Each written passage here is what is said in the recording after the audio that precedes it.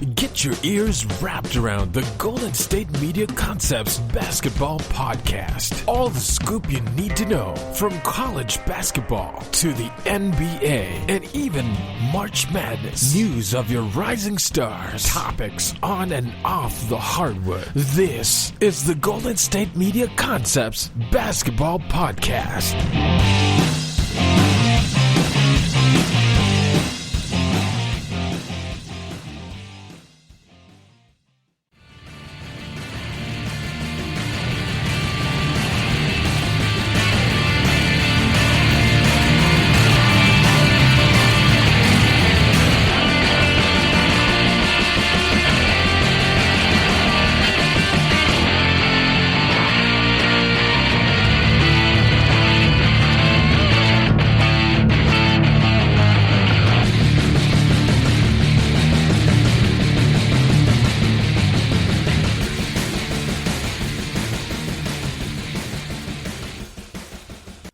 Welcome back to the GSMC Basketball Podcast. I'm your host, Michael Schroeder, and this podcast is brought to you by the GSMC Podcast Network. For first-time listeners, I want to welcome you to the program, and thank you for choosing to listen to this podcast today. Now, we got March Madness coming up tomorrow with the first 4 games being played. Those are going to determine what happens to certain teams' matchups within the second round of the NCAA tournament. And also, it's going to be really exciting because I think a lot of people are real excited to see the shift of March Madness a little bit too. Also, check out later in my show as I break down which big 3 in the NBA was the best. 1, from a talent perspective, and 2, from a greatness championship perspective. Which team was the best with that big 3? So that'll be really interesting. But to start off the show today, I have a interesting segment to get into, and I think it's pretty easy to understand that there are some new contenders in college basketball this year. There are definitely new contenders for sure. I'm excited for it. I think a lot of people are really excited for it. And a team I want to talk about is the 2 seed in the same region as Texas and Michigan, and that would be Alabama, the SEC champions. This was a team that was struggling to get over the hump. Even though Avery Johnson's a very good coach, they couldn't quite get over the hump with guys like Colin Sexton there because they never really defended at a high level. And I'm not saying that's Avery Johnson's fault. It may have just been the personnel. But this year, things have become a lot different for them. They won the SEC tournament.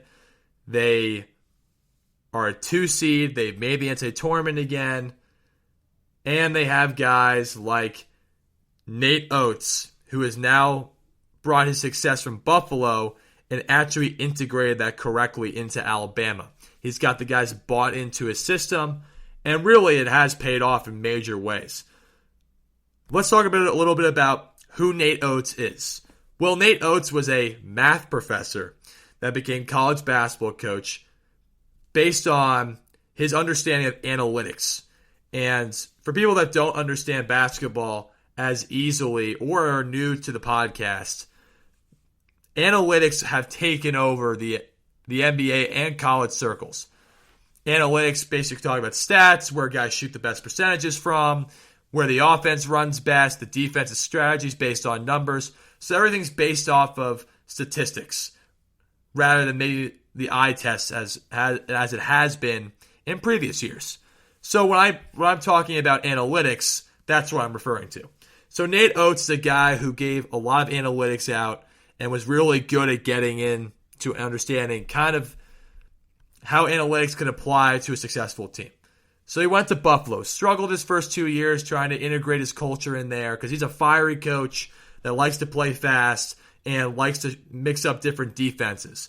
And again, likes to play winning basketball based on what his personnel is best at. Now, it sounds pretty obvious, but when I get into how he's worked with Alabama, you'll kind of understand why that was different than what coaches were doing with certain players in the past.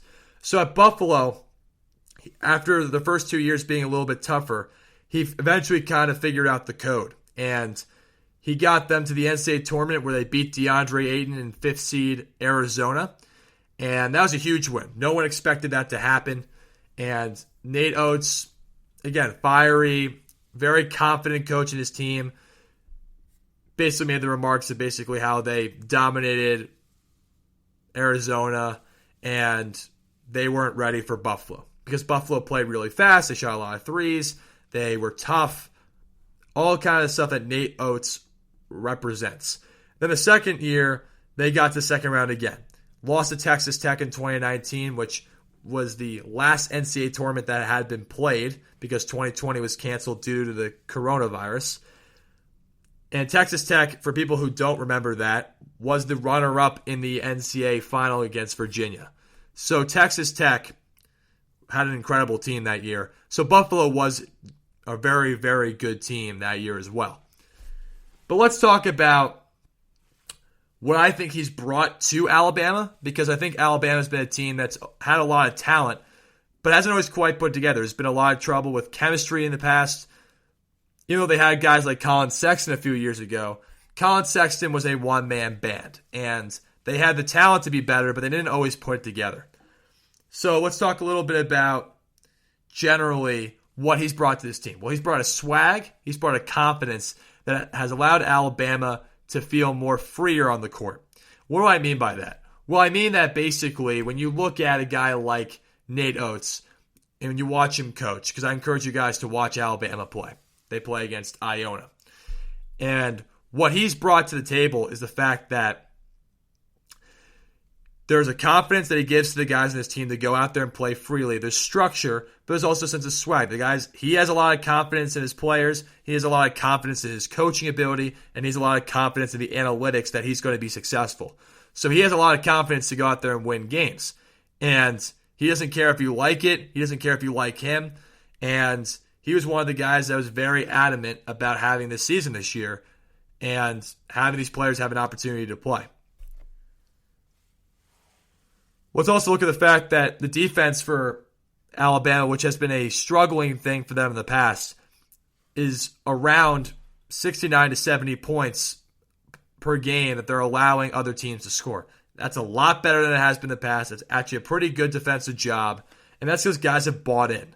And when you buy into a coach, you buy into his style, you're able to be successful. Let's look at the Golden State Warriors when they had Kevin Durant, Steph Curry, Draymond Green, Klay Thompson, right? If those guys didn't buy into what Steve Kerr wanted them to do, they never would have been as successful as they had to be because the chemistry wouldn't have been developed. And that's kind of an analogy I use. Again, buying into something, right? Buying into your job, right? Buying into what the boss has set in terms of culture. That's how you make a good business, because if your employees are willing to work for you, they understand your vision, you're going to get the most out of them, and they're going to believe that they're going to be able to be successful along with you. And that same thing applies for Alabama, right? They bought into his swag, his confidence, the analytics, and that has allowed them to really take off. But I think the bigger thing for them is they have good core players. They have a good senior class in John Petty Jr., Alex Reese, and Herb Jones. Herb Jones was the SEC Player of the Year, and the reason why is even though he's only averaging 11.7 points a game, it's the impact he's had. Now, Herb Jones is a guy that they put inside a lot the last couple of years. And what they've allowed Herb Jones to do after the first, when they were 5-3 and having a little rough stretch to start the year, what they allowed him to do was play more of a point forward. So what's an example of a point forward? Well, a point forward would be a lot of bigger guys who can handle the ball and facilitate the offense, right? Let's think of a guy like Ben Simmons. Luka Doncic is more of a point guard, but he could be an example for some people. LeBron James is a point forward, right? Really good example there. It's guys that are not necessarily listed as point guards that can facilitate the offense, run the offense. You can inbound into them, and they'll make the other guys in the court better. So Herb Jones, that's what has allowed Alabama to be successful because he's very good at getting into the paint and making other guys better. He's really good from the mid-post area, figuring out how to face guys up, get into the middle of the paint where he can facilitate where guys are going to be open. And I remember when they played Oklahoma, Dan Dockich, who's a color commentator for college basketball for ESPN, former coach. He talked about how you don't want to let the ball into the middle because in basketball, you're going to have too much help, right? That's where all your help is. So if you let the guy get in the middle, more help comes. It's an open three-point shot. Now, people might have encouraged that back in the day, but the thing is, if you allow the ball to get to the middle, this is what he's saying, there's going to be more help coming through. Now, there's certain coaches that believe that forcing the ball into the middle works.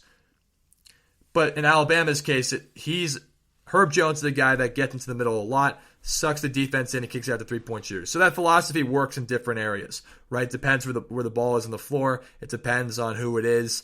And with Alabama, that's probably not the smartest choice because they can shoot the three at a high level. That's kind of the difference he's saying right there.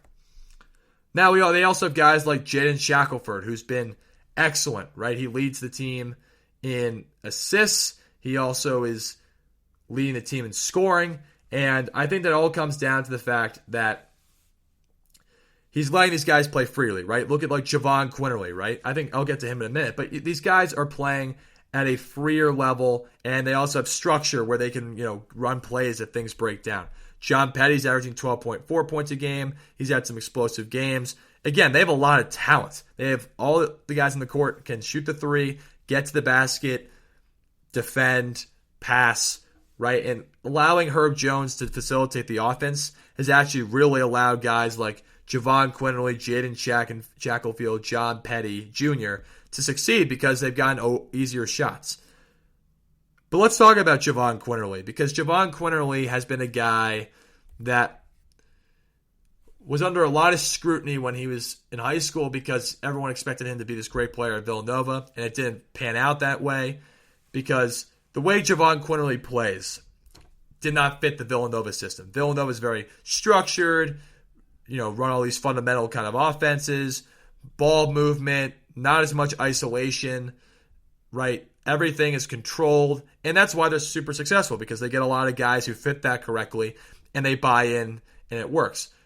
Javon Quinley is a great transition player. He's a guy that's great playing at a fast pace. He's great playing in ISO situations when the game is fast and where he can just make plays for himself or others.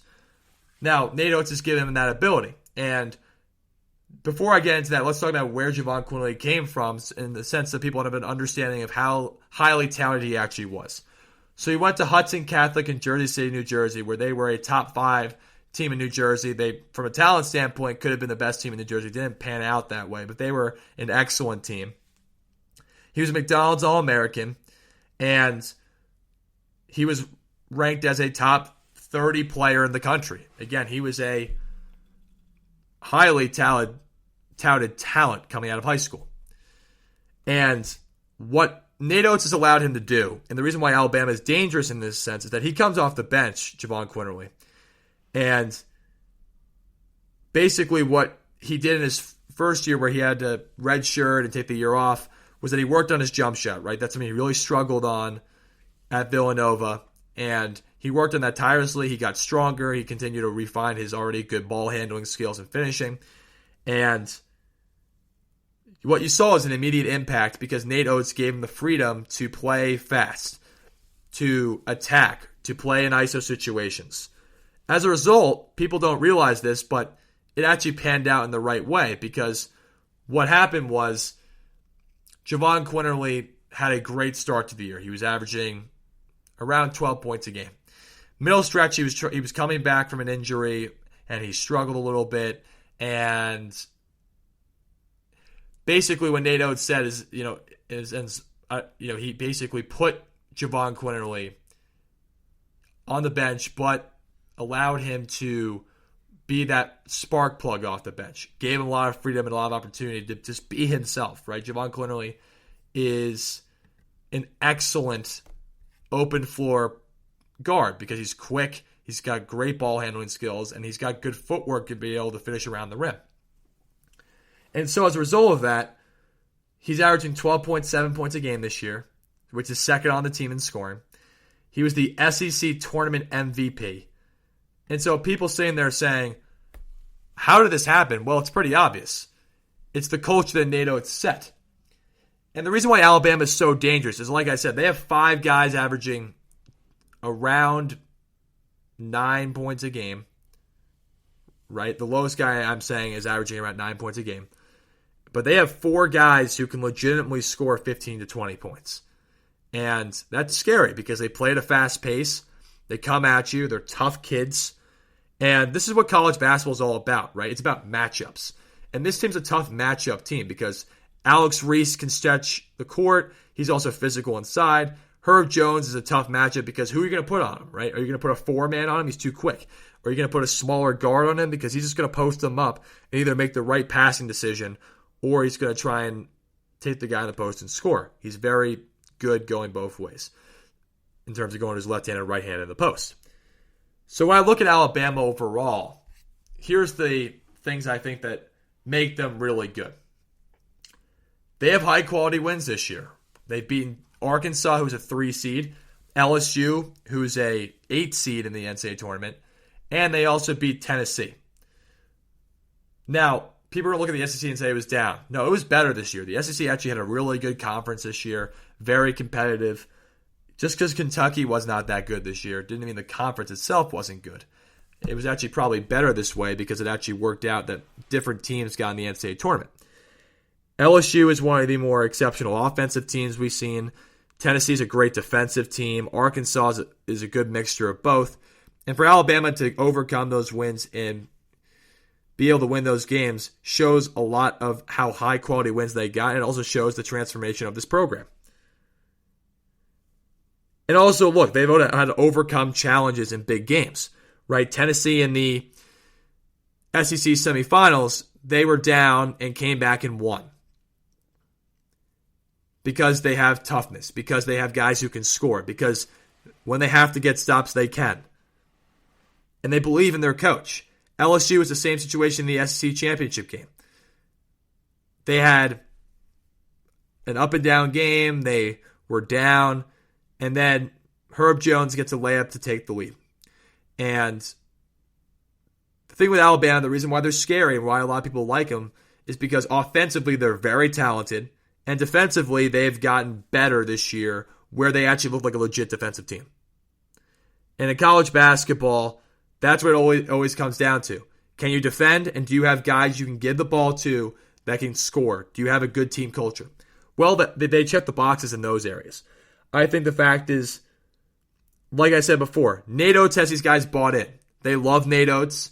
They believe in his culture. They believe in his system. And that is crucial because if you have a guy that you believe in, you're going to be successful. And the fact is, they have guys that want to win. And that's a great way to segue into good cultured basketball. Because if you can win, if you can develop a good mindset, a good culture, then you're in great position to make things work long term. And let's look at the fact that, again, the thing that really has made them interesting in terms of how these players have succeeded is the fact that they have structure, they have plays that they go to, they can run and get buckets on because Nate Oates understands analytics and understands what can work. But there's also a sense of freedom, too. Guys have opportunities to just take open threes, attack the basket. If there's matchup issues, exploit those matchup issues. And that's what it comes down to in college basketball, right? It's like the NBA. If you have a good culture, you have a good structured offense, but then you understand how to let the players go off of that and build good structure, but allow them to have freedom to go off of that, you can be very successful. And that's why Alabama has been successful. That's why they're going to be dangerous in the NCAA tournament. Again, they have reliable starters in the starting lineup in Petty, Shackelford, and Herb Jones. Alexander Reese is a good player too. And then off the bench, they had their second leading scorer in Javon Quinley, who was the SEC tournament MVP. This is important because what people don't understand is that you need a bench to be successful. You need guys off the bench that can spark plug when your starters are struggling. And the thing is, look, this team's got toughness, right? They lost a game at Oklahoma, but they were down 15 points and came back and almost won the game. This is what this team is. They are a tough team. They are an excellently coached team. And they're a dangerous offensive team because you don't know who's going to have it going one night. And that makes things really difficult for them. For teams that are going to play them, I mean. again, like I said, they have guys who can dribble, pass, and shoot. And what's important about that is that means there's going to be a lot of ball movement. Also, it's going to allow matchups to be exploited because you have guys who know how to attack those matchups properly because Nate Oates has given them the freedom to do so. And in college basketball, for a team to win March Madness, why teams like Gonzaga are favored to win it, why teams like Illinois are also a highly regarded team, Baylor, is because those guys have talented players. Those schools have talented players. They have good coaching, that guys have bought into that coaching, and they have the ability to play structured offense and defense and then also exploit matchups and have some freedom. And that's what makes things interesting about Alabama, is because they have a very scary roster for a lot of teams that, and I'm going to be honest, a lot of teams don't want to see them later down in the NCAA tournament, especially because they're a 2 seed. They got a great opportunity to get to the Final Four. We're going to take a short commercial break here, but when I get back on, the next segment I'm going to break down is talking about some surprise teams in the NCAA tournament, either for first-round upsets or for just contending for winning the NCAA tournament. And then also check out later in my show as I break down the best big three in recent NBA memory. And I'm going to break it down from a talent perspective and also just a team that was the best team out of those with those big three. Going to take a quick commercial break, and then we'll be back on shortly.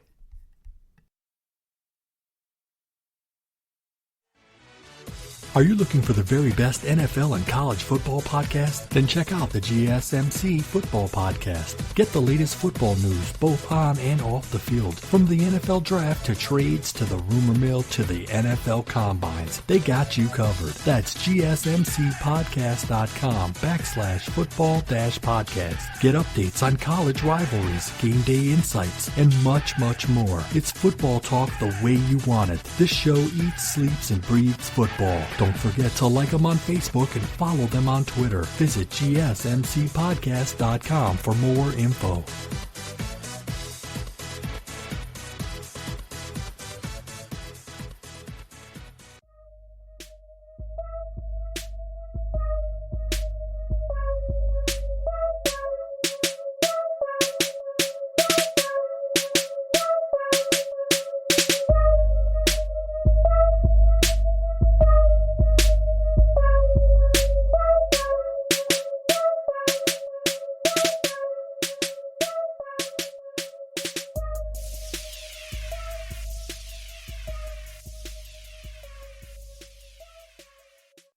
Welcome back to the GSMC Basketball Podcast.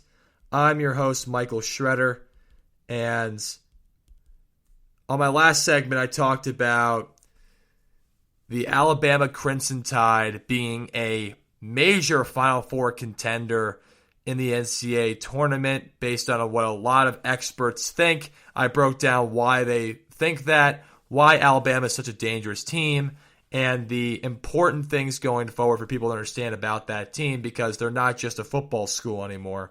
They are a basketball school. They got the talent, and they got a great coach in Nate Oates, who really understands how to get the guys to buy into his system, which is critical for this March Madness period. Check out later in my show as I break down the best big three in NBA modern times. And I'm going to break it down from the talent perspective and also which big three created the best team. It'll be a really interesting segment later to talk about.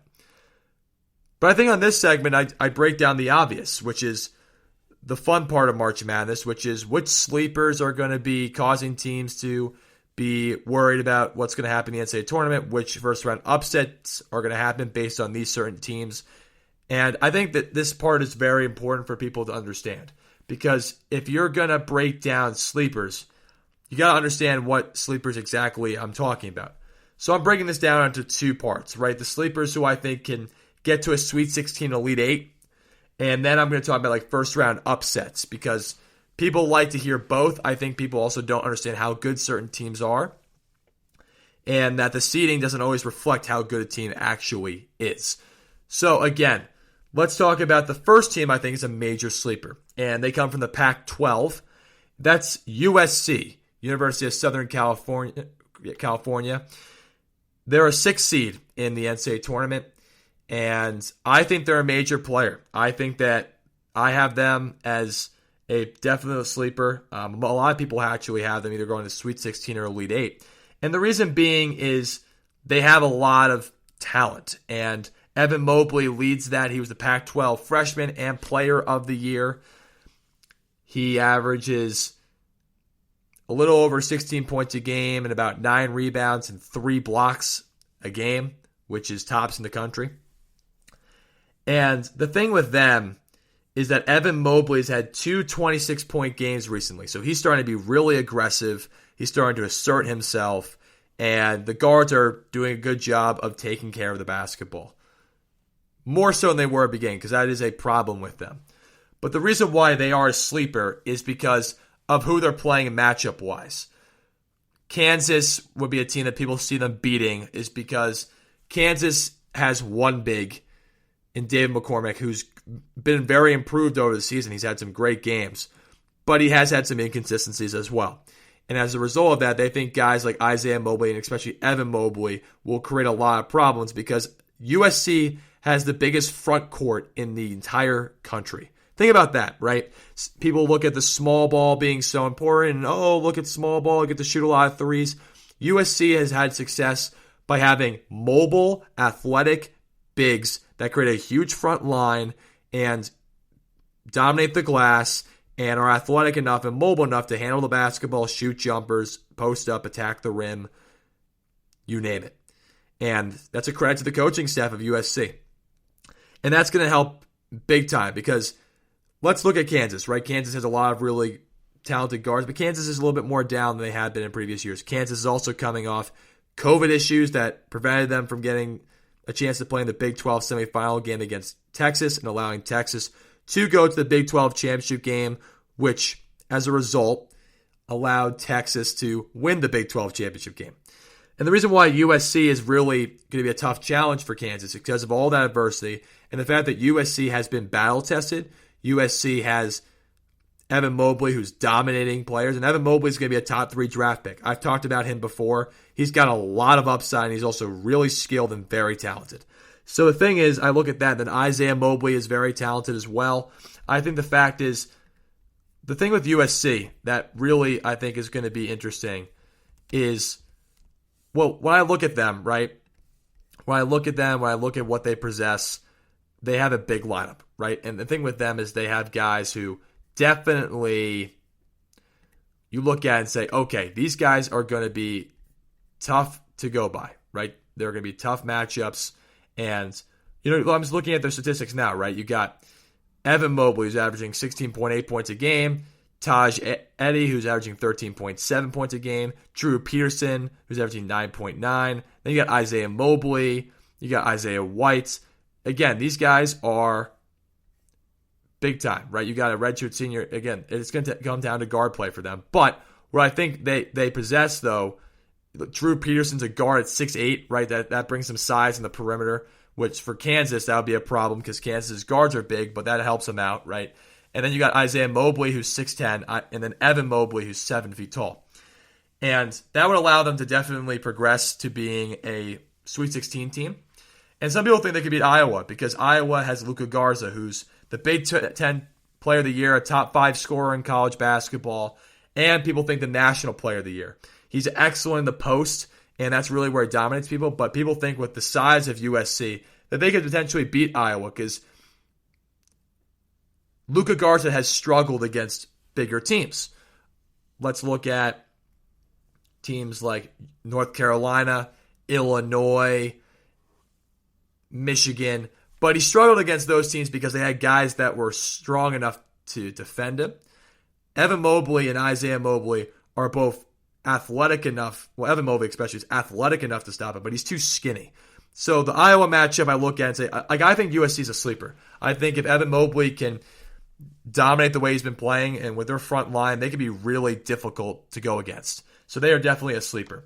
Oklahoma State is a sleeper because they just got to the Big 12 championship game. They shouldn't be a 4 seed. They should be a lot higher than that. They've beaten teams like Baylor, West Virginia twice, Oklahoma twice, Texas.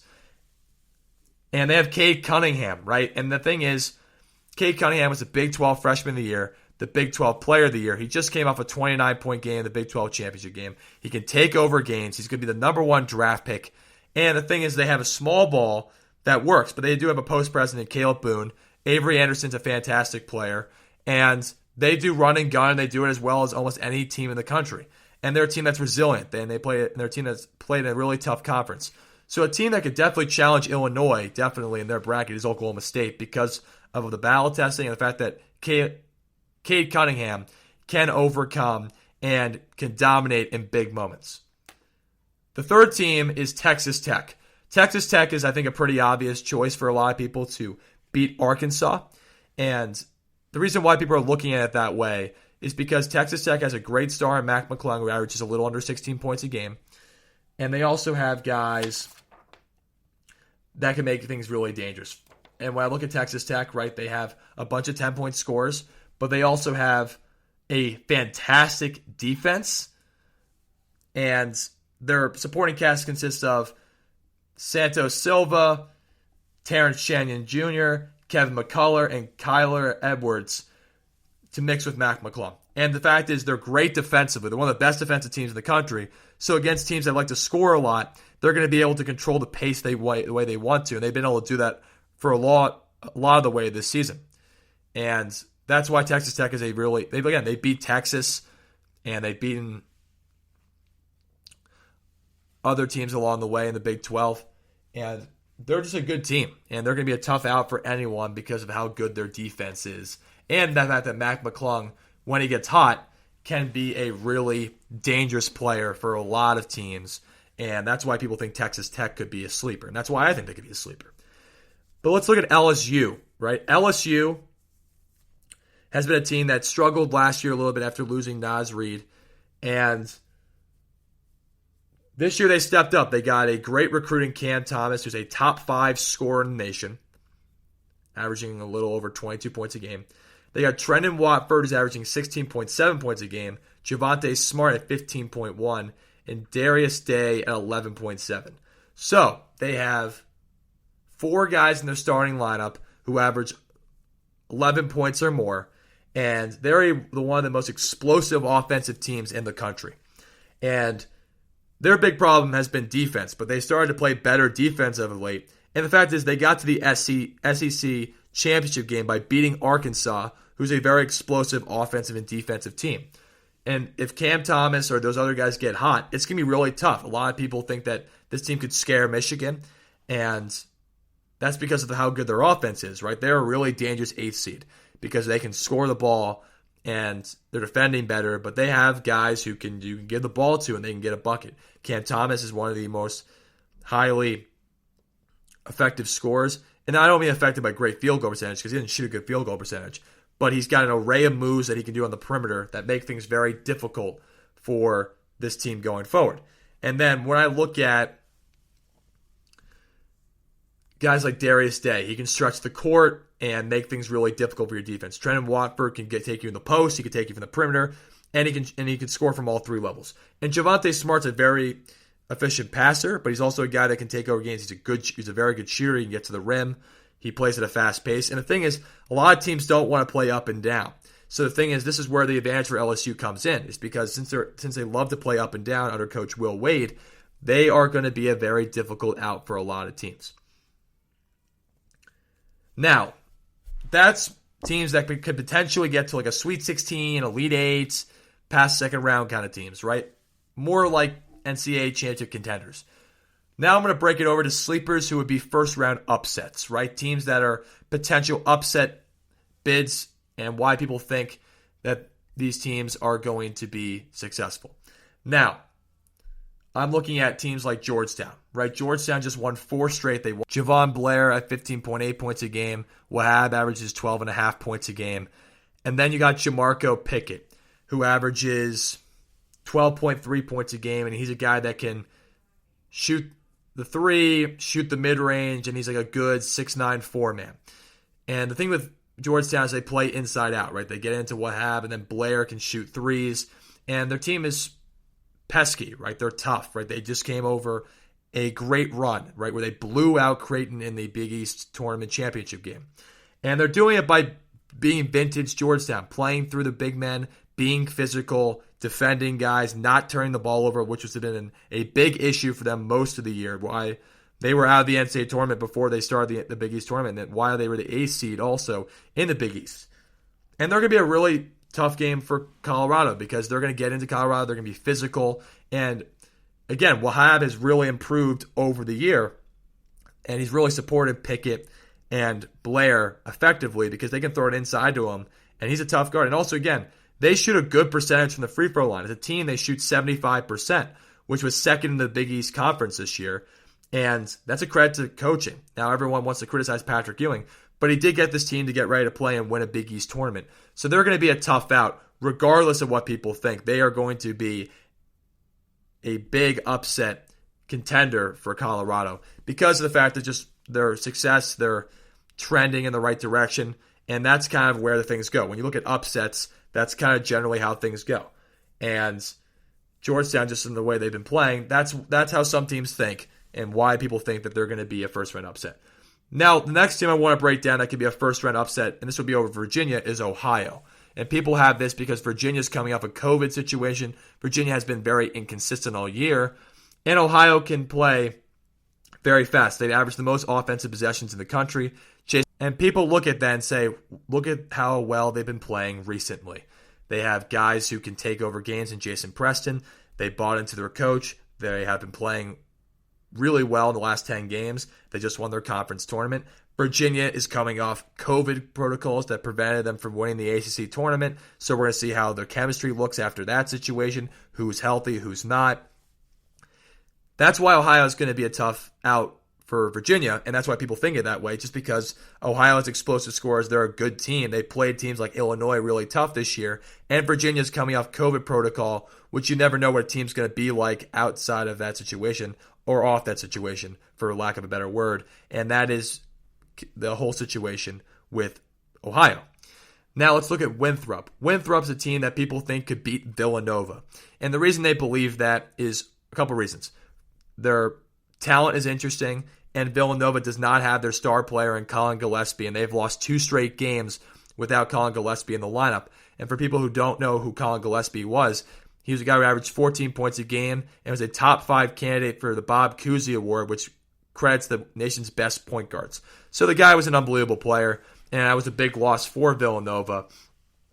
But Winthrop has some talent. They have Chandler Vaudrin, who's a 6'7" point guard who averages 12.2 points a game. The team averages 79.2 points a game, and they hold opponents to 68.3 points a game on 43% shooting.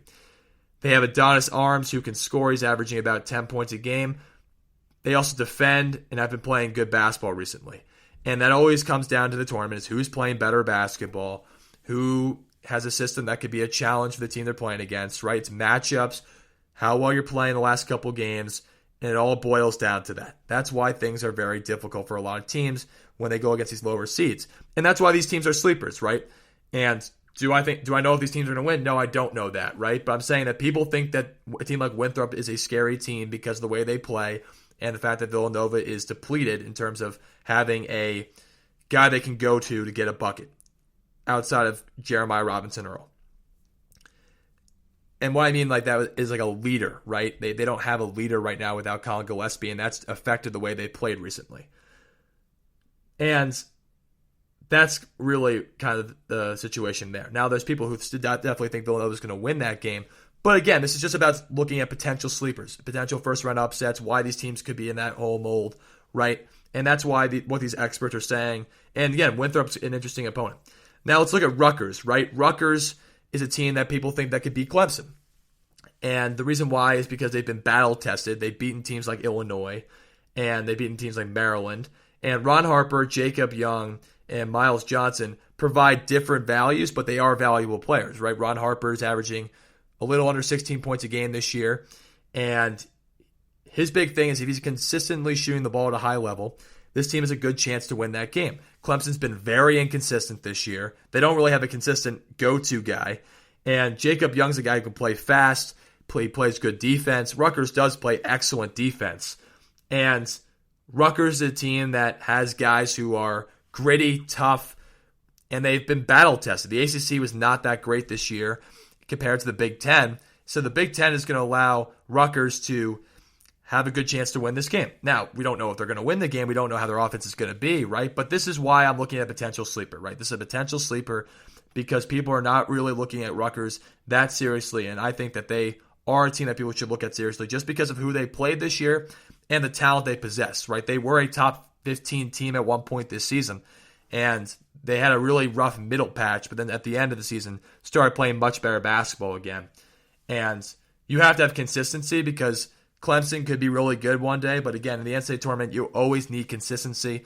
And matchup-wise, this team has a bigger front lineup than Clemson, and they have the perimeter defenders to be able to match up. So actually, from a matchup perspective, this does favor Rutgers in a very positive light.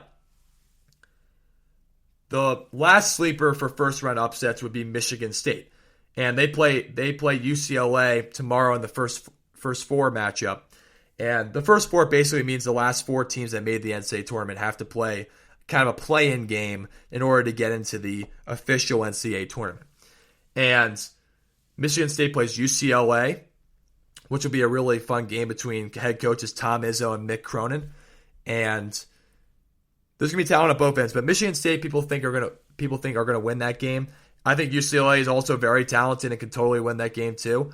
But I think the reason why people think Michigan State's a really tough out is because they've been playing a lot better recently. They have big wins over Michigan, and they blew out Rutgers, and they played Iowa pretty tough at Iowa, and they beat Ohio State as well.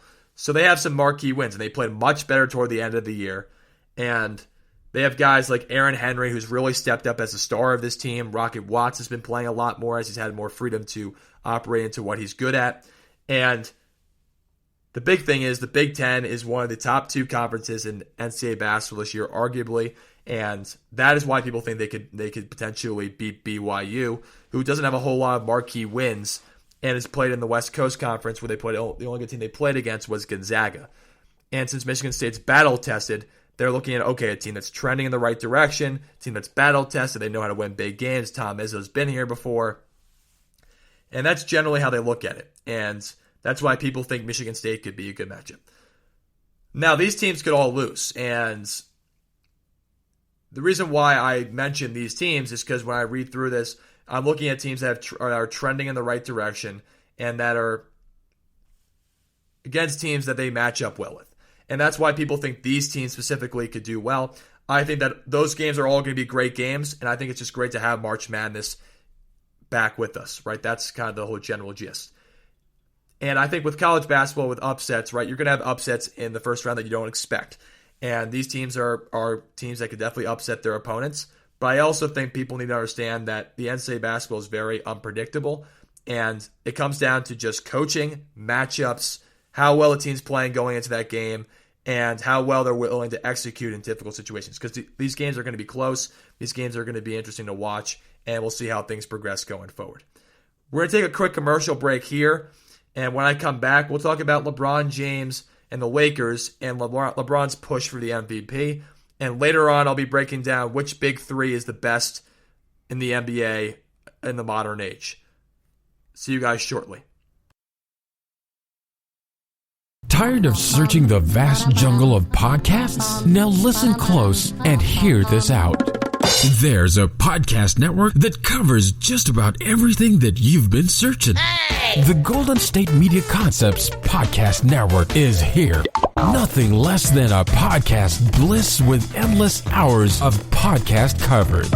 From news, sports, music, fashion, cooking, entertainment, fantasy, football, and so much more. So stop lurking around and go straight out to the Golden State Media Concepts Podcast Network. Guaranteed to fill that podcast itch. Whatever it may be. Visit us at www.gsmcpodcast.com. Follow us on Facebook and Twitter, and download us on iTunes, SoundCloud, and Google Play.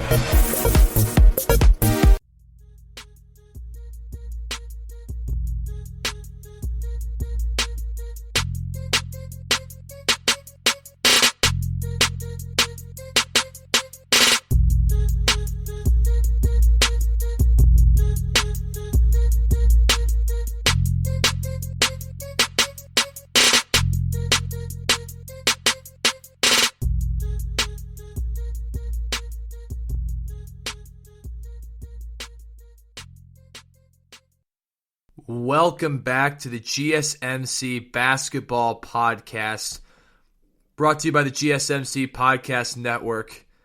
I'm your host, Michael Schroeder, and on the previous segments I had on this show, I talked about why Alabama is considered a Final Four possible team in the NCAA tournament, and then I talked about sleepers, and it went down based on who experts think the toughest first-round opponents are going to be in terms of which teams can upset top seeds, as well as certain teams that are not seeded as high as a 1 or 2 that could potentially make things very interesting in the NCAA tournament. So that was a really interesting segment, but this segment is going to be really fun as well as I talk about the Lakers, but more specifically LeBron pushing for a 5th MVP trophy.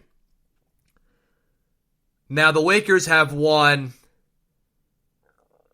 4 straight games. And my apologies, 3 straight games. And it came with beating Indiana 105-100, beating Golden State 128-97, and then winning 137-121 last night. Now the storyline from yesterday should have been Damian Lillard scoring 50 points. But I think the bigger overarching story arc is the fact that there's this narrative with LeBron that he's always going to be in that MVP hunt, but people are always looking for reasons to say that he's not the best player in the NBA. Now he is. He is the best player in the NBA. It's just, he was the Finals MVP last year. He won the NBA Finals. He's playing exactly the same like he did last year. He hasn't deteriorated or gotten worse. And as a result of that, the Lakers are still staying afloat. They're 3rd in the Western Conference. He's had a couple great games. He had an 18-10 game against Indiana where he didn't shoot a great percentage, but his playmaking helped the team win.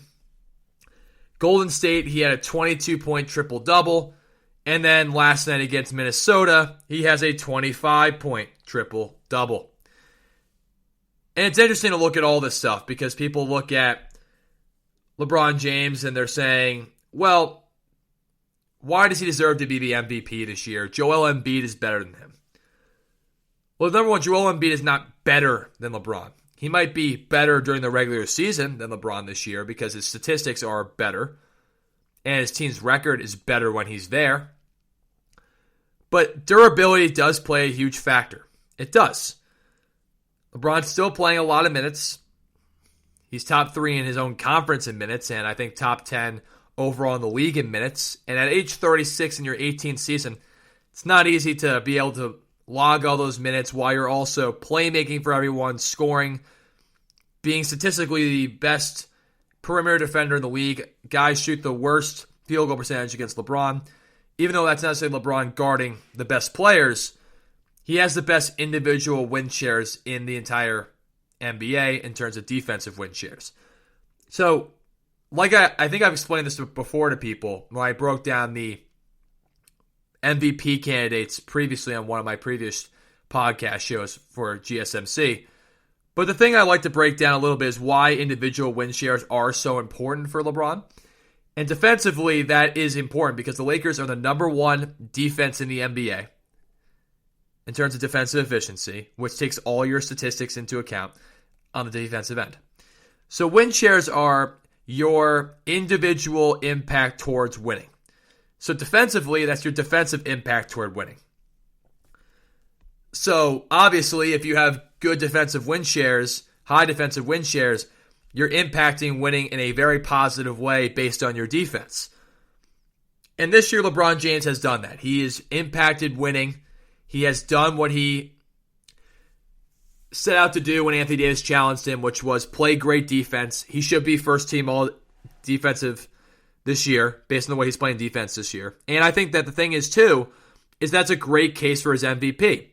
Because when people look at the MVP, it means most valuable, but a lot of times today it means best record, best team, best statistics on a team that has the best record in the NBA, right? That's why Giannis has won it. And think about it, though. I've heard people say, well, who was the last MVP to win based on defense? Giannis Antetokounmpo. last year, he was MVP and the Defensive Player of the Year. Defense is important, guys. And LeBron's still averaging 25.5 points a game, 7.9 rebounds, 7.9 assists. And the thing is, too, is it's not just the fact that he's putting up good stats and playing great defense. It's the fact that the other guys are starting to step up, too. For the Lakers' end, this is a good sign. Now, look, I know they're beating teams like Indiana, who's out of the playoff race right now, and Minnesota is the worst team in the NBA, and Golden State, who's out of the playoff race in terms of being a top 8 seed. Now, Indiana and Golden State are still in the play-in possibility, but I think that you look at them as a whole, right?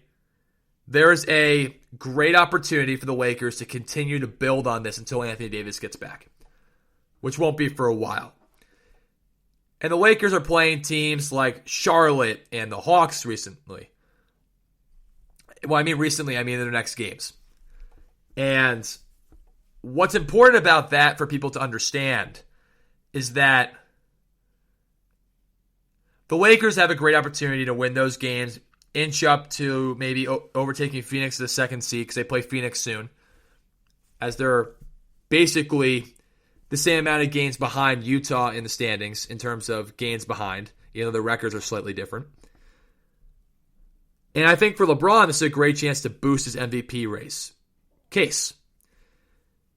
Why is that? Well, I talked about this before when I was breaking down MVPs, but for LeBron, it's pretty obvious, right?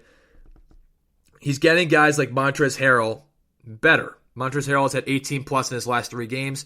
Kyle Kuzma has had 15 plus in his last 3 games. Talen Horton-Tucker had 24 points last night. Because LeBron James is facilitating a lot more than he has recently, while he's still getting his 20 to 25 points. But I think he understands, and this is how LeBron thinks, I want to get my teammates involved because he understands how to win championships. He's won 4. He's been to 10. Right? He knows how to get there, and he knows what it takes to win one. So is this MVP stake thing a really big deal for LeBron James? Yes and no. And what I mean yes, because for him, he probably wants to get as many awards to catch up to Jordan as he can. No, because I think he's also more concerned with how his team's playing and how they can progress going forward towards an NBA championship. Right? I mean, I don't think that's an obvious take when you think about it. Because when I look at LeBron, I look at this team, I think to myself 2 things. I think, well, you get Anthony Davis back. You get the chance to have another superstar alongside LeBron James. But I also say LeBron James has a great chance to get this team winning games without Anthony Davis. And people were saying that before, and it sounds cliche, but this is an unbelievable opportunity he has ahead of him. If he can beat teams like Phoenix without Anthony Davis, if he can beat teams and they have a winning record and they can somehow make the second seed, challenge for the first seed, it'll be interesting to see what happens. Because here's my thing. My thing is, the Clippers, everyone thinks, is this next contender to the Lakers. But people don't realize the Clippers have the worst offensive and defensive rating in the last 5 minutes of the game when the game is decided by 5 points or less. Basically, they have the worst offense and defense in the clutch. And the Clippers have crumbled a lot this year under pressure. For the Lakers, it's about getting, I think, a top 2 seed. Because if they play Phoenix, that's a very favorable matchup compared to the Clippers. I'm not saying because they can't beat the Clippers. I think they would. But I think you look at LeBron James' MVP case, it's going to all ride in the fact of the teams he beats, his durability, being able to play most games at a high level, and being able to also influence winning and an impact with the team in different ways, right? And I think, look, when I look at LeBron, I think of 2 things, right? I think of high basketball IQ and a guy who's the best player in the NBA, right? And does that necessarily mean he's going to win MVP? No, it does not mean that. Because like I said, what the MVP award comes down to is statistically an unbelievable season. Your team is first or second in your conference, mostly. I mean, unless you're Russell Westbrook in 2018. And it also comes down to the fact of, well, how best to put it? It comes down to the fact of, are you the best player on the best team in the regular season? And a lot of times we look at that and say, well, that means the guy's the best player in the NBA.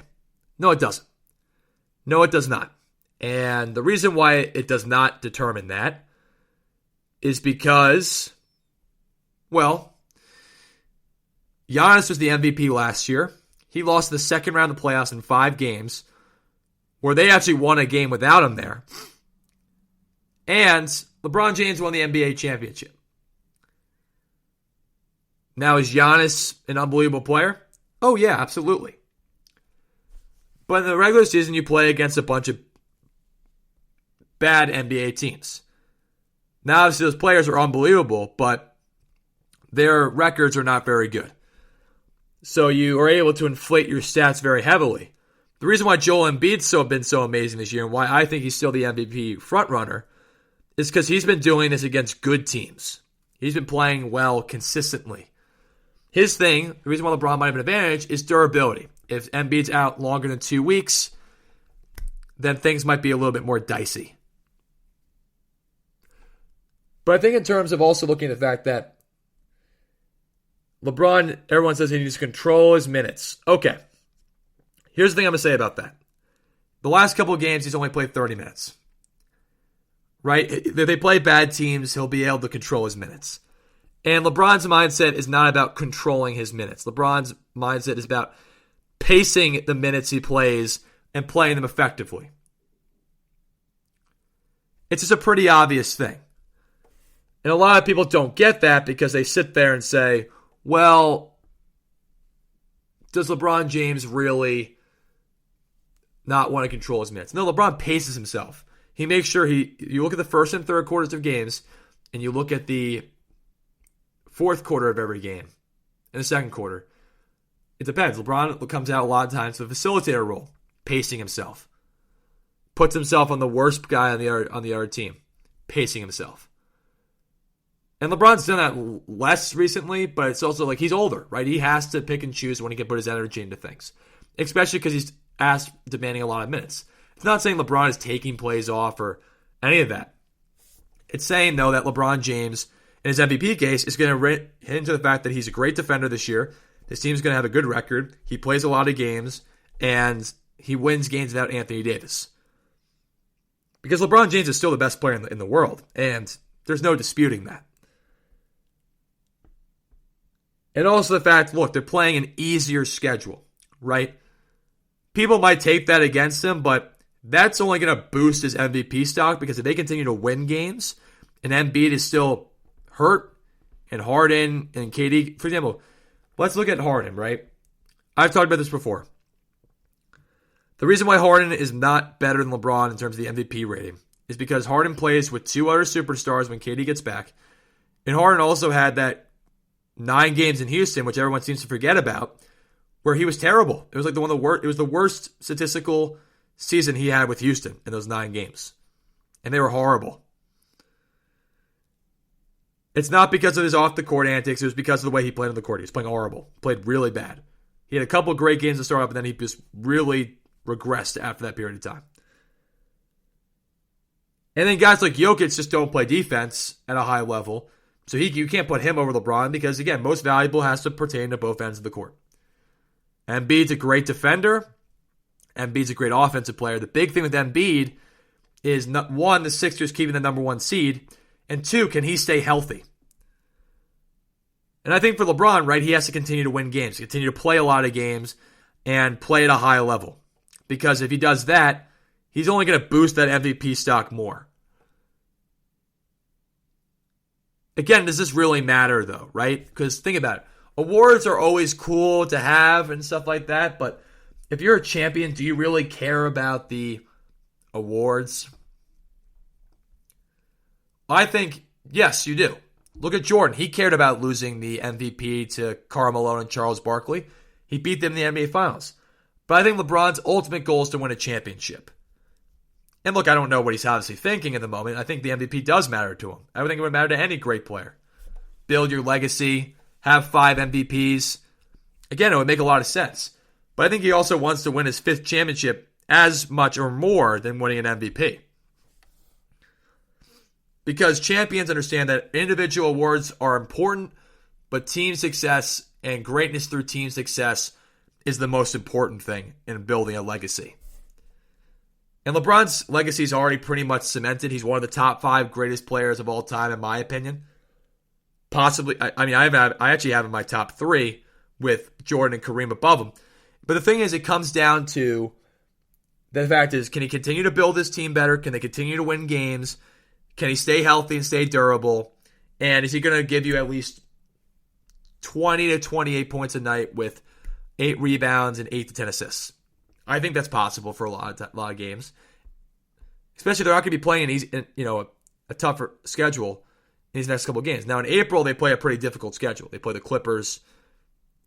They play the Sixers. They play the Brooklyn Nets. They play some tough opponents. But I think what's more important about all this stuff is that Anthony Davis is out, so LeBron has to produce. And if they continue to win games and the other guys are producing at a high level and because of LeBron, he's going to only boost that MVP stock more. And that's, I think, where it goes with his MVP talk. Now, in terms of the Lakers, what does this mean for them? Well, the Lakers need to continue to win games that they have to win. They need to beat teams that are ahead of them in the standings. They got to beat teams like Utah. They got to beat teams like Phoenix. Because I think Utah is legit. I think Phoenix is also very legit. And why do I think that? Well, here's why I think that. I think that because if you beat Phoenix, you get that psychological edge, right? You also prove that you can beat good teams because people are always looking for a way to criticize LeBron James. And if you beat Utah, that's another psychological advantage because they've beaten the Lakers already in the first half of the season. Utah beat them pretty easily. Phoenix beat them even though LeBron scored 38 points. But again, it's the other stepping up that's so important. Montrezl Harrell's playing much better. Well, he's been playing consistent. He's actually not a guy I would probably go after if I were anyone because he's playing actually at a very high offensive level. Kyle Kuzma has been the big story, though. Like I said before, in these 3 games after the All-Star break, actually even before that, he was getting 14 points already. He had some 25-point games, some 23-point games. Last night he had 15. And I think for the Lakers, this is huge. If the Lakers can do this at a high level, the Lakers can continue to win games, be the Lakers that they're supposed to. And again, right, they're still looking at Andre Drummond as their number 1 front court piece. And I think they're also looking at the fact of if Andre Drummond doesn't work out, they'll try to get Hassan Whiteside. They're also looking at PJ Tucker from what I've heard or read.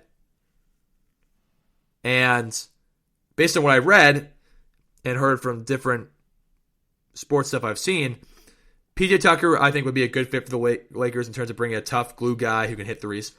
Hassan Whiteside, I've talked about that before. He would be a great fit in terms of just bringing a shot-blocking presence and a rebounding presence, which I think the Lakers, even though their defense has been number 1 in the NBA, I think desperately need. I also think it would be good to have, I think Andre Drummond would be the most ideal because Andre Drummond is a good passer. He's a good offensive player. Hassan Whiteside comes and goes offensively. Drummond is going to consistently give you 17 points and 12 rebounds. That's just kind of who he is. Right? With the Lakers, he can give you at least 15 and 10. And then you have Dennis Schroeder and Harrell and Kuzma coming off the bench. Now, Dennis Schroeder will be starting, obviously, but you have Kuzma and Harrell coming off the bench. The Lakers are in really good shape, I think, going forward, but it's all going to depend on if LeBron plays at this level, and he can continue playing at this level for a long duration of time, and they get those key wins that they need in order to propel themselves forward. I think he's got a great chance to win MVP, and I think, look, he still has to be a top 2 candidate for most people. That's how I feel about it, because I think LeBron James has played at an exceptional level this year, and I think he just needs to continue to play the way he's playing and roll out more wins, right? Not lose games they're not supposed to lose, and beat teams that they're not supposed to necessarily beat at the moment, even though they're probably expected to beat everyone. It'll be interesting to see how all this stuff unfolds for not just LeBron's MVP case, but for how the Lakers' seeding ends up at the end of the season. I'm very intrigued by it. It'll be really awesome. We're going to take a quick commercial break here, but when I come back on, I'm going to break down the best big 3 of the modern age in the NBA. Should be a great segment. We'll be back shortly. This is your ultimate stop for everything sports. The Golden State Media Concepts Sports Podcast. Should I say more? From the NFL, MLB, the NBA to MMA, it's all in here. The Golden State Media Concepts Sports Podcast. Listen now.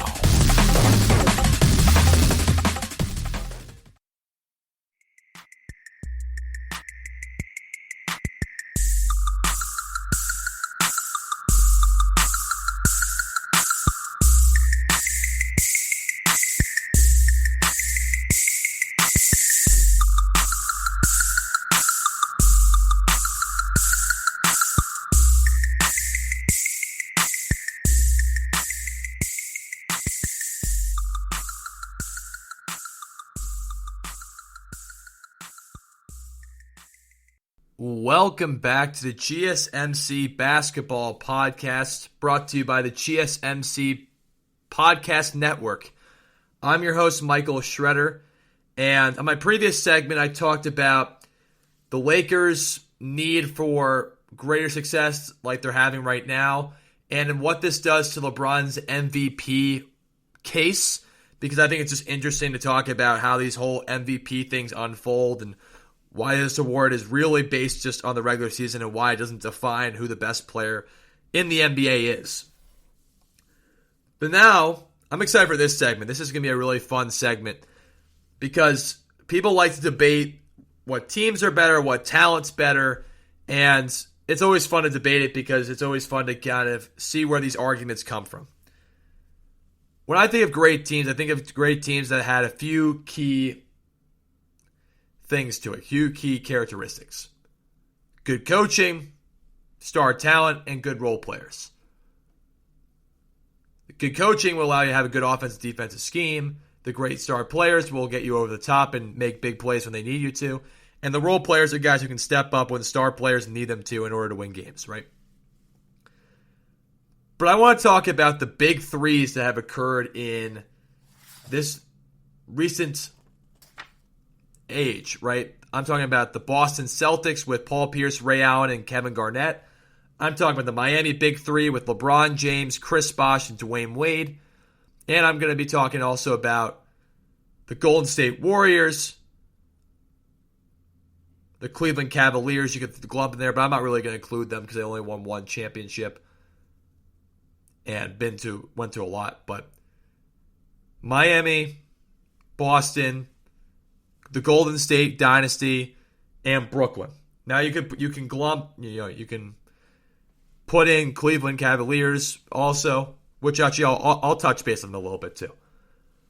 But I'm going to talk about, from a talent perspective, who's been the best big three I've seen, which team is the best team, and then why I think the team, from a talent perspective, is better from a talent perspective than the other big threes that are mentioned, as well as whoever the best team was, why that was the case, and then I think what makes up a good trio, so if teams are looking to do that in the future. So from a talent perspective, look, it's a tough group to choose from, right? Boston had a great team with Kevin Garnett, Paul Pierce, and Ray Allen. Great defensive team, good offensive guys, right? They were unbelievable defensively. Beat the Lakers in the 2008 finals, lost in the 2010 finals. So they were an incredible big three, but they only won one championship, but they were really talented. Miami's was unreal. It was like unprecedented what they did. If you think about it, right? They got Chris Bosh, a top 15 player in the league. Dwayne Wade, top 5 at that time. LeBron James, top 5, top 3. And they put them on a team together. From a talent perspective, they're one of the best big threes we've ever seen. Golden State, and then I'll put Cleveland in there too. Golden State had a 73-win team with Steph Curry, Draymond Green, and Klay Thompson. And then you take Steph and Klay, and then you put Kevin Durant, who's arguably a top 2 player in basketball, on that team. Unbelievable. Cleveland, you take LeBron James, you put him with Kyrie Irving and Kevin Love, and that was the team there. Again, greatly talented. And then you have Brooklyn now, who has Kevin Durant, Kyrie Irving, and James Harden. So now, to get to the point, which duo do I think is ultimately the best talent one? Well, it has to go to Brooklyn, because Brooklyn has 3 of the best ISO scorers ever to grace basketball. I'm not saying they all 3 are the best ones, but I'm saying they are at least top 10, all 3 of them in ISO scoring. And you have all 3 of them on the same team. Their offense is the most efficient offense ever. And from a talent standpoint, you have Kevin Durant, who can score 30 anytime he wants. Kyrie Irving can score 30 anytime he wants. The same thing with James Harden. James Harden also can dish out 10 to 15 assists a night. Talent does not necessarily mean best, though. But from a talent standpoint, we've never seen a big 3 quite like this. You can say Steph, Klay, and KD, Kevin Durant were very similar. Or you could say the Miami one was similar. No, they weren't. No, they weren't. Because the third player in those lineups was not better than Kyrie or James Harden. Chris Bosh was not better than James Harden or Kyrie. And Klay Thompson was not better than James Harden or Kyrie, whoever you want to put as a third guy in that Brooklyn trio. I think the thing is, though, with them is, right, the reason why they're so hard to guard is because there's no real defensive game plan that's going to stop them, because all 3 of those guys can get their shot off anytime they want. Kevin Durant's one of the more efficient scorers we've ever seen and one of the more effortless scorers we've ever seen play basketball. Kyrie Irving's one of the more creative scorers we've ever seen. And James Harden, I think, is one of the more dominant scorers we've seen. And just dominant statistically. Right? James Harden right now is leading the NBA in assists, and that's why their offense has been so potent this year. And when it comes to talent, it's just, if you put these 3 guys in a team, how hard is it to guard them? Well, this team, I think, is the hardest team to prepare for. Because even though LeBron James is better than Kevin Durant, and people can debate that, this offensive team is just it's the hardest team, I think, to guard I've seen in recent age from those 3 guys' talent perspective. Because they're so efficient offensively, because James Harden's being unselfish, because those 3 guys can score 30 anytime they want. Based strictly on ISO scoring, and that's where talent comes to them. How good are these scorers? Well, they are 3 of the greatest scorers of all time. Klay Thompson is one of the greatest shooters of all time, but again, it comes down to talent. And the scorers on Brooklyn can all create their own shot with ease, are guys who have been the best at scoring in this league, right? KD's won scoring titles, Harden's won scoring titles, and Kyrie's been known as one of the best scorers in the NBA. So when it comes from a talent perspective, Brooklyn does not have any holes. And I think that's the point I try to make to people when you look at Brooklyn, is that, look, Brooklyn hasn't proven anything yet, but from a talent standpoint, if these pieces work together, these are 3 of the greatest scorers we've seen in the NBA of all time, right? I'm not saying they're the 3 greatest scorers we've ever seen. They're the 3 of the greatest scorers we've ever seen. They do it in different ways, right? Kevin Durant does it through an efficiency of dribbles. He doesn't take a whole lot of dribbles to do what he wants. Kyrie and Harden are different. Kyrie lives a lot also in the mid-range area. Harden lives from 3 or going to the basket. But they're all different. And that's why they're talented in so many ways. And that's why they're the most talented big 3, because these guys can all score in different ways. And from a defensive game plan, there's not much you can do to stop them. There just isn't. There isn't much you can do to stop them. They're just, with your game plan, with defensive schemes, however hard you prepare, you can do the best defensive job, but it's up to if those guys make their shots or not. the way you keep in a game with Brooklyn is try to make them miss shots and by making them take tough shots. And then you know that you can score a good amount because Brooklyn's defense isn't that good. Brooklyn has no real shot blocker that plays a significant amount of minutes because DeAndre Jordan's not a great shot blocker yet. And Nick Claxton's a good shot blocker, but doesn't play 30 minutes a game. So you're going to have times where you have Jeff Green at the 5, and you can take advantage of that. But from a talent perspective, and I'm going to make this point very clear, Brooklyn is the most talented big three I've seen out of the teams I've mentioned. Between them, between the Cleveland Cavaliers, between the Golden State Warriors, the Boston Celtics of 2008 through 2012, and most importantly also, the Miami Heat, right? That big three when LeBron, Wade, and Bosh came together. Yeah, Brooklyn's the most talented team. Because look at the third player, the third option on Brooklyn, and compare him in talents to the big threes of the other teams, right? We're saying Kyrie is the third option, right? So Kyrie's more talented than Chris Bosh. That's pretty obvious. He's more talented than Ray Allen. And he's more talented than Steph Curry or Kevin Love. Kyrie was the second option on the Cleveland big three. So put that in perspective. And look, talent is important, right? It's why people get excited. It's why GMs and owners look for certain ways to build teams because they look at talent and seeing how it could work. And right now it's worked out to be pretty good for Brooklyn is because they've been able to actualize on that talent to a good extent so far, but they haven't had everyone healthy yet, so we don't know how much they're going to prove in the playoffs based on just chemistry and fitting the pieces together. They also have Blake Griffin who's coming in, right? But from a talent perspective, that big three is the best out of the ones I've mentioned. Now, which team is the best? Well, I think it goes down to between Golden State and the rest of the field. Golden State is the best trio, and I don't think that is even close.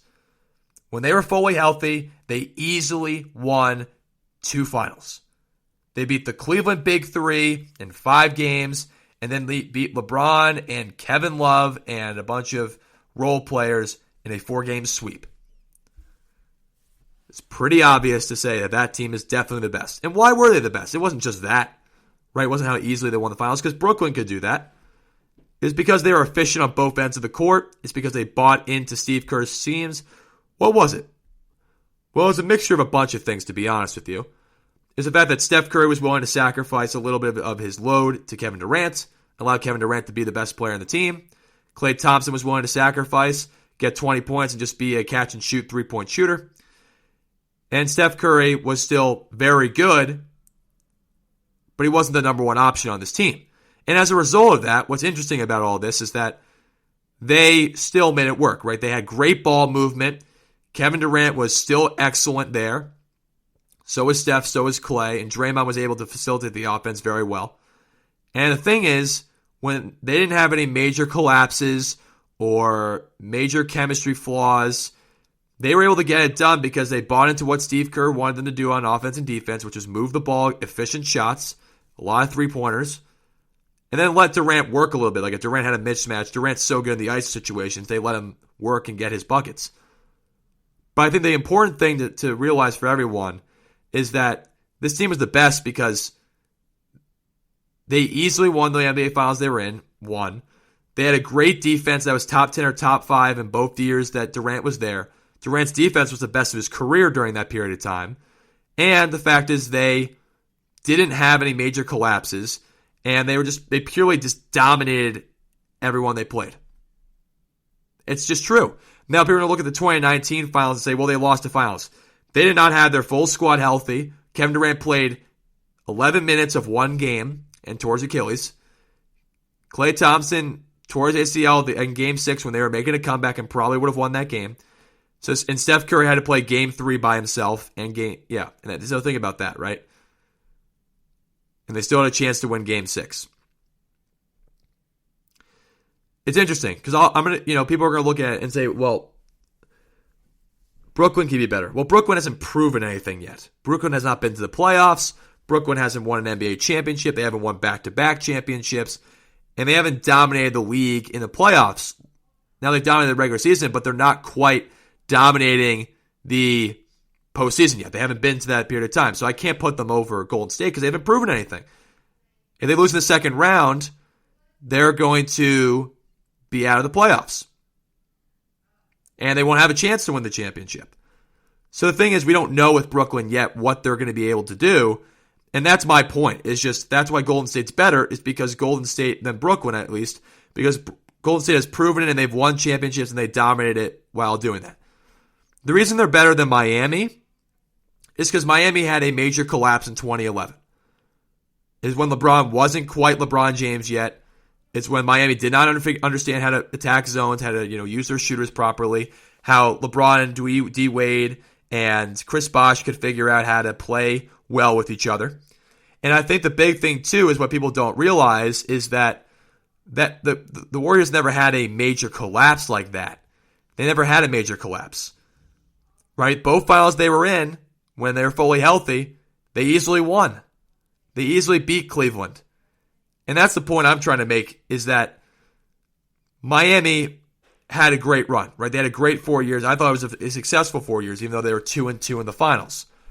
But Golden State did not have a major collapse like Miami did in 2011. And it wasn't just the fact that LeBron didn't play well. It's because they didn't know how to attack the zone properly. Dwayne Wade was unbelievable in that series. But it was because LeBron and D Wade were still figuring out who should take the last shot, who should take over. Right? Because D Wade was a top 5 player, and LeBron was a top 5 player as well. And Chris Bosh was a top 15 player trying to figure out where he fits. And Golden State was able to figure that out pretty quickly with their guys because of the way that Steve Kerr implemented his system and how easily Kevin Durant can fit into an offense of ball movement and shooting, because Kevin Durant doesn't need the ball or a whole lot of dribbles or ball possession in order to be effective on the court. That's the whole point I'm trying to make there. And then I think that the important thing, too, is why they're better than Boston. Boston only played in 2 finals, and they lost in one of them. And the thing with Boston, too, is Boston was great defensively, but Golden State's offense was unbelievable. Their defense was really good. The efficiency of how they scored was second to none, and they dominated the finals, right? Boston had to beat the Lakers in 6 games and then lost them in 7, right? They were a close series. And from a talent standpoint and just the way that Golden State played, there's few teams that would have ever beaten them because Golden State's small ball was so hard to guard, and also the fact that the way they shot the 3 and how efficient they were on offense, it would have been really hard for a great defensive team like Boston even to negate that, because Boston just didn't have the guys that could match up with those guys, and Golden State had the right scheme to be able to get it done. Now, Cleveland is a pretty obvious one for me as well, right? If you look at Cleveland had a great big 3, right? LeBron, Kyrie, and Kevin Love. LeBron, Kyrie Irving, and Kevin Love, right? Those are 3 star talented players who had great runs as the man on certain teams, right? And the thing is, I look at it and I say, okay, this team could be really talented, but they lost to Golden State, right? What year is it? 2017, they got blasted in 5 games. Blasted in 5 games. So you're telling me that team is better than that Golden State team? Nah. Not even close. It's not even close. They lost in 5 games. They got blown out they got blown out in 3 of those games. Game 1, Game 2, Game 5. Game 3 and Game 4 were close, but they didn't win them. Right? Game 4 they won. But Game 3 they lost a close one. And Game 5 they got beat off the court. And that's a big thing too. We look at head-to-heads, right? Head-to-heads are important. If you're going to win, you got to have a good head-to-head record against the other trio against you. And that's not saying LeBron is not better than KD, because he is. But Kevin Durant was great in those series, and that Golden State team was just a better team and had more talent, yes, but they were a better team. They played great basketball that worked for them effectively, right? And that's what made them so successful, and that's why they're better than all those trios. So to repeat, right, the reason why they're better in Brooklyn is because they had an ability to guard on both ends. Brooklyn doesn't play much defense, and Brooklyn hasn't proven much in the playoffs. Golden State won 2 championships when they were healthy. They didn't lose when those guys were in the lineup. Better than Boston, because Boston was primarily a great defensive team. Golden State would have had too many matchup issues. Offensively and defensively, they could have handled the matchup of Boston. They would have played a much faster pace. It would have been tough for Boston to beat them. Miami had a major collapse in 2011 due to the Dallas zone and the Dallas defense. Golden State didn't have any major collapse. That's why they're better than Miami. And Cleveland's big three, pretty obvious why they're better than Cleveland's big three. They beat them in 5 games pretty handily. And it wasn't a very close series. And that's why they're better than those squads. Now, I want to end off this segment about what makes a great big three, great trio, right? What makes them so talented? Oh, not talented, but so great, right? Why are these big threes remembered? Why are they so good? Well, it comes down to, I think, 4 key points. Talent, defense, dedication to team basketball, and chemistry. You could say dedication to team basketball and chemistry are very similar. They're not. And the way I'm going to describe it is simple. Talent, because you need to have 3 great players in order to win games. If you're going to have that big three, they have to be very good, big threes, because everyone's making super teams. Defense, because teams like Golden State, teams like Miami, and Cleveland, when they needed to, were able to win games because they were able to lock down defensively.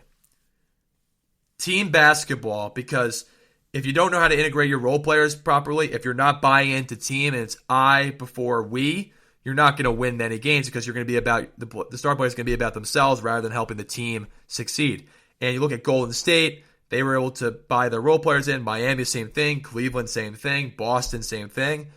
And that's why they were able to win championships. And chemistry, because you need to have a good continuity between those 3 stars, right? Boston had a great continuity between those 3 stars, able to win that championship. Miami developed that continuity. Cleveland developed a good continuity. And then also you have the continuity of Brooklyn, in the sense that Brooklyn is able to play those guys very well together when they have been in the lineup. And then also you look at Miami, like I said before, and then Golden State had great chemistry, right? They were able to buy that system in really easily, and that allowed them to win a lot of games and obviously win 2 championships. So at the end of the day, those are what makes up a great trio. If you want to have a great trio, you need to have a dedication to team basketball, good defense, the talent through your 3 stars has to be very high, and you need to have good chemistry between those 3 players. Because if you don't have that and you don't buy into your coaching or team play, you don't have good defense and you don't have the talent, it doesn't work. You can have all the talent in the world, but you need to be able to buy in and understand how you're going to help the team be the most successful rather than just saying, how is one individual star going to be the most successful? That's the important point to make here. And that's why this is fun to talk about, because all these big threes were very different and very unique in what they brought to the table. But I think at the end of the day, you look at a talent standpoint, Brooklyn's better, and the best team is Golden State. And that's where I go with that. Now, I appreciate you guys tuning in to the Basketball Podcast. This concludes the show. I'm your host, Michael Schroeder. Subscribe to us on the different podcast platforms. Like us on Facebook and follow us on Twitter. Appreciate you guys. You've been listening to the Golden State Media Concepts Basketball Podcast, part of the Golden State Media Concepts Podcast Network. You can find this show and others like it at www.gsmcpodcast.com. Download our podcast on iTunes, Stitcher, SoundCloud, and Google Play. Just type in GSMC to find all the shows from the Golden State Media Concepts Podcast Network, from movies to music, from sports to entertainment, and even weird news. You can also follow us on Twitter and on Facebook. Thank you, and we hope you have enjoyed today's program.